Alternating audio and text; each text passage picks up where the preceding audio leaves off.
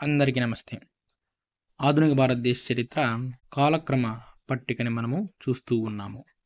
రోజుకి ఒక 5 ముఖ్యమైన సంఘటనలు మరియు సంవత్సరాలని గుర్తుంచుకోవడం ద్వారా ఆధునిక భారతదేశ చరిత్ర మీద ఒక పట్టును సాధిస్తారని నా నమ్మకం.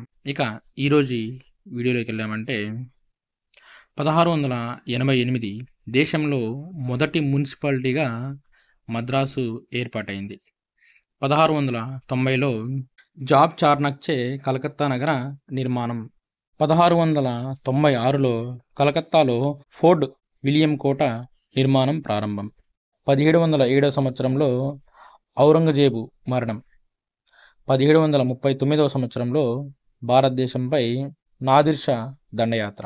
ఈరోజు ఈ 5 ముఖ్యమైన సంవత్సరాలు మరియు సంఘటనలు గురించి తెలుసుకున్నాం. ఇక రేపు ముఖ్యమైన సంవత్సరాలు మరియు సంఘటనల గురించి తెలుసుకుందాం. నేను ఇలా ప్రతిరోజు ఒక 5 ముఖ్యమైన సంవత్సరాల గురించి చేస్తాను. 1950 సంవత్సరం జనవరి 26 వరకు, అంటే మన రాజ్యాంగం అమలులోకి వచ్చిన సంవత్సరం వరకు నేను ఇలా వీడియోలు ప్రతిరోజు ఒక 5 ముఖ్యమైన సంఘటనలు సంవత్సరాల గురించి తెలియజేస్తాను.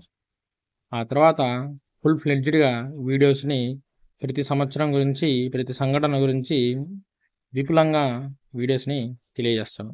ధన్యవాదాలు. రేపు కలుసుకుందాం.